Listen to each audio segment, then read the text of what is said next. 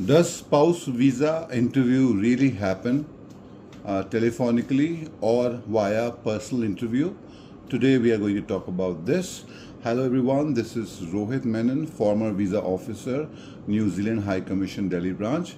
As you have been following up on my series from the last 6-7 days, which is solely on videos related to spouse visa application, wherein I have discussed about the types of visas, the process, the documentation, the definition and all that.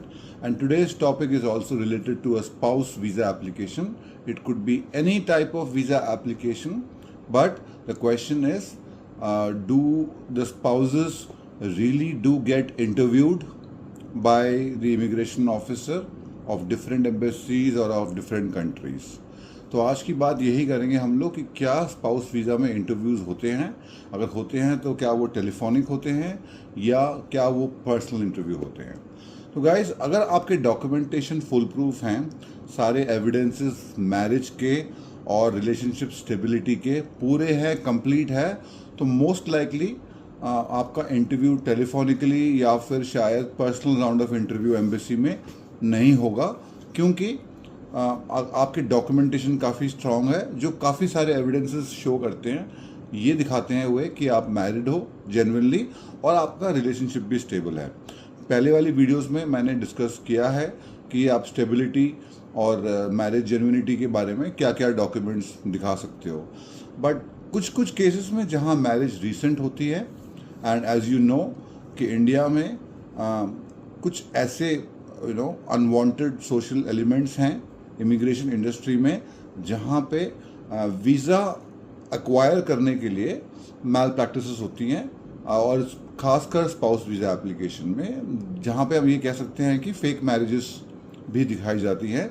जब मैं New Zealand high commission में था तो मैंने खुद काफ़ी fake marriage applications को interrogate किया था, और उसमें मैंने काफ़ी सारी आइडेंटिफिकेशन हुई थी, जहाँ पे हमने ये नोटिस किया कि सिर्फ वीज़ा लेने के लिए, only to acquire visa, marriage of convenience जो हम बोलते हैं, ये वर्ड मैरिज सिर्फ कन्वीनियंस के लिए हुई थी ताकि वीज़ा मिल सके। तो ये प्रैक्टिसेस होती हैं, इमिग्रेशन को पता है। तो पहले तो मेरा सजेशन ये रहेगा कि आप एप्लीकेशन तभी डालें जब आपकी मैरिज जेन्युइन है और रिलेशनशिप स्टेबल है। सिर्फ वीज़ा के लिए आप इस तरीके के काम ना करें, ये मेरा सजेशन हमेशा से ही सबके लिए रहा है। और हम उन सभी टाइप के एप्लीकेशन से दूर रहते हैं जहाँ पे क्लाइंट हमें कहते हैं कि सर सिर्फ एयरपोर्ट पहुँचा दो, सिर्फ एयरपोर्ट टपा दो, सिर्फ कंट्री पहुँचा दो। हमारा वो वाला काम नहीं है। We are consultants and we are not brokers और agents for visas, right? So we try and consult and advise genuine applicants with genuine information and factual and crystal clear information, right? So coming back to the point कि interview अगर आपके mostly recent marriage के cases में visa officer interrogate करना चाहता है, जहाँ पे वो टेलीफोन पे या कॉल पे भी बात कर सकता है, दोनों स्पाउसेस से अलग अलग टाइम पे बिना इन्फॉर्म किए, चेक करने के लिए एक दूसरे से क्रॉस क्वेश्चन पूछेगा, सिमिलर क्वेश्चन पूछेगा कि आप कब पहली बार मिले थे और आपके पेरेंट्स के नाम, फैमिली के नाम, क्या करते हैं, मतलब डिटेल्स एक दूसरे के बारे में जो स्पाउस को नॉर्मली मालूम होनी चाहिए, वो क्रॉस क्वेश्चनिंग होती है। हो सकता है कि एक ही टाइम पे वीज़ा ऑफिसर, दो अलग वीज़ा ऑफिसर स्पाउस को यानी हस्बैंड और वाइफ को अलग अलग कॉल कर रहे हों एक ही टाइम पे, ताकि वो आंसर्स भी मैच ना कर पाए।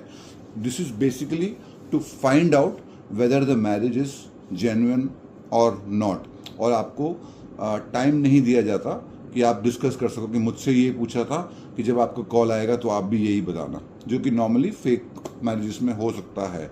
इसलिए एक ही टाइम पे कॉल आती है, और कभी कभी वो दोनों स्पाउसेस को एक साथ इंटरव्यू के लिए इमिग्रेशन में भी बुला सकते हैं, रेस्पेक्टिव ब्रांचेस में जहाँ पर भी एप्लीकेंट हों।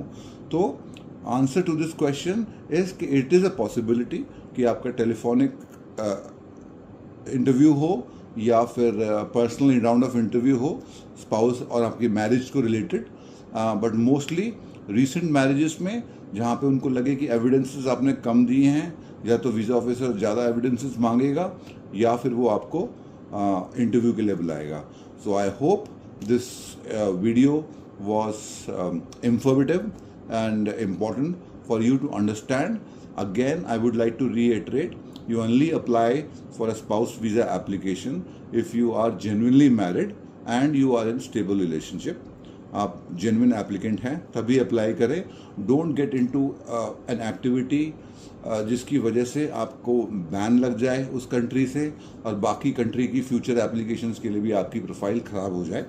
और मेक श्योर कि आप जो भी फाइल लगाएं, डॉक्यूमेंट्स दें, किसी कंसल्टेंसी के थ्रू भी अगर करते हैं तो फाइलिंग के टाइम आपका वहाँ पे मौजूद होना, वहाँ पे रहना बहुत ज़रूरी है, क्योंकि ये आपकी एप्लीकेशन है.